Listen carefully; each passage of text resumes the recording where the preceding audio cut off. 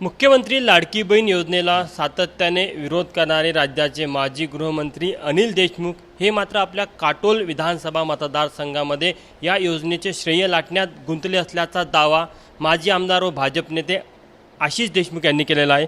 आशिषजी, तुम्ही जो दावा केला, कशावरनं दावा केला? ह्या राज्याला माहिती आहे, ह्या राज्यातील प्रत्येक लाडक्या बहिणीला माहिती आहे की महाविकास आघाडीच्या नेत्यांनी टोकाचा विरोध त्यांना 1500 रुपये महिन्याचे जे मिळत आहेत लाडकी बहीण योजनेच्या निमित्ताने त्याचा केला। एवढंच नव्हे तर कोर्टात ते गेले हो। कोर्टातून काल नोटीस इश्यू झाला आहे 23 तारखेला नागपूर बेंचसमोर, हायकोर्टासमोर या संदर्भामध्ये त्यानिमित्ताने हिअरिंग होणार आहे। एकीकडे विरोध करायचा, टोकाचा विरोध करायचा, कोर्टात जायचं, या सगळ्या सावत्र भावांना आपल्या लाडक्या बहिणींना मिळत असलेले हे 1500 रुपये हे कुठेतरी खूपच आहे, त्यांच्या पोटात दुखत आहे। हे सांगत असतानाच राज्याचे माजी गृहमंत्री अनिल देशमुख साहेब हे स्वतःच्या मतदारसंघामध्ये याचा फायदा घेण्याचा प्रयत्न करत आहेत। एकीकडे विरोध करायचा, दुसरीकडे कॉल सेंटरच्या माध्यमातून प्रत्येक लाडक्या बहिणीला फोन लावून सांगायचं की त्यांच्या प्रयत्नांमुळे त्यांना 1500 रुपये मिळत आहेत। अहो, किती केविलवाणी परिस्थिती तुमची, तुमचा दोगलेपणा ह्या निमित्ताने मतदारसंघाच्या प्रत्येक बहिणीला त्या निमित्ताने कळलेला आहे।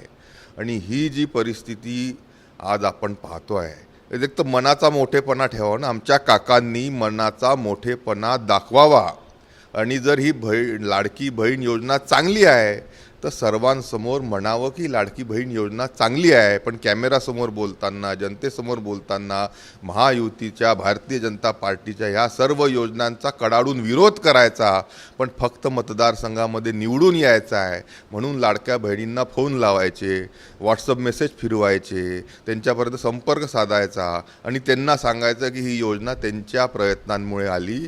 तुम्हाला मनाचा मोठेपणा काका नाही आहे। राज्य सरकारची अतिशय चांगली योजना आहे, ज्या माध्यमातून 2.5 कोटी महिलांना आज या नवरात्राच्या शुभमुहूर्तावर त्यांच्या खात्यामध्ये पैसे जात आहे। त्याचा तुम्ही श्रेय लाटण्याचा प्रयत्न एक तर करा किंवा नका करू, पण मनाचा मोठेपणा दाखवून भारतीय जनता पार्टीच्या ह्या योजनेचा तुम्ही समोर येऊन स्वागत करावं अशी मी तुम्हाला विनंती करतो। तुमचे काका मध्यंतरी म्हणत होते की लाडकी बहीण योजना ही लाडक्या खुर्चीसाठी आणली गेलेली योजना आहे। नाही, त्यांना आता किती त्यांचे टर्म झाले हे माहीत नाही। त्यांना अजूनही लाडकी खुर्ची किती प्रिय आहे हे दुसऱ्याच्या योजनांचा श्रेय घेण्याचे केविलवाणी प्रयत्न करतायत। आणि म्हणून लाडकी खुर्ची ही अनिल बाबू तुमच्यासाठी आहे, आमच्यासाठी ह्या लाडक्या बहिणींचा आत्मसन्मान, आत्मशक्ती, त्यांना स्वतःच्या पायावर उभं राहण्यासाठी थोडीशी का होईना महिन्याची 1500 रुपयाची मदत भारतीय जनता पार्टी महायुतीचं सरकार करताय। आणि त्याचं सर्वदूर स्वागत होत असताना तुमचे लोक कोर्टात जातात, तुम्ही जाहीररित्या टीका करतात। कोण वाटतं म्हणजे याचिकाकर्त्यांचं नाव बघता आणि त्यांचा ज्या नेत्यांशी संपर्क बघता या पाठीमागे कोण राजकीय पुढारी असं वाटतं तुम्हाला? नाही बघा, नाना पटोले जेव्हा नागपूर लोकसभेतून उभे झाले त्यांचे इलेक्शन एजंट होते हेच अनिलजी वडपल्लीवार। विकास ठाकरे आता लढले, त्यांचे देखील इलेक्शन एजंट होते हे। सुनील केदारांच्या अतिशय जवळचे राईट हँड म्हणून समजले जाणारे अनिल वडपल्लीवार। तर म्हणून हे सगळे अनिल लोक जे आहेत, अनिलजी हे ह्या योजनेचा विरोध करताना आपल्याला दिसत आहेत। कोर्टात जाऊन विरोध करून ही योजना बंद पाडण्यासाठी हे म्हणतायत। अनिलजी नाव घेतलं म्हणजे नेमकं कोणाला म्हणायचं?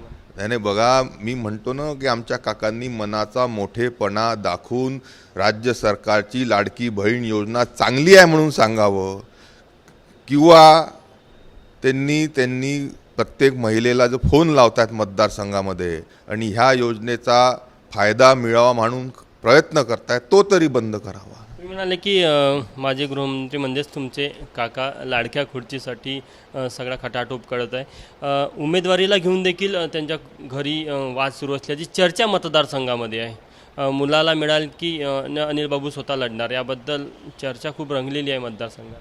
नाही, खुर्चीपासून कधी आमचे काका दूर जाऊ शकत नाही, ते काटोलमधूनच लढतील असं मला तरी आज विश्वास आहे। त्याच्यामुळेच ते प्रत्येक लाडक्या बहीण योजनेच्या लाभार्थ्यांना कॉल सेंटरच्या माध्यमातून त्यांच्या कार्यालयातून फोन लावून त्याचं श्रेय घेण्याचे केविलवाणे प्रयत्न करत आहेत. तुमचं असं त्यांना आव्हान आहे का त्यांनी उघडपणे समर्थन करा जर योजना चांगली आणि त्यांना मान्य आहे तर? नाही, जे चांगलं आहे ते चांगलं आहे, जे वाईट आहे ते वाईट आहे. पण जर हे चांगलं आहे तर मग तुम्ही मोठेपणा दाखवून समोर येऊन हे सांगावं, एवढीच माझी काकांना विनंती आहे.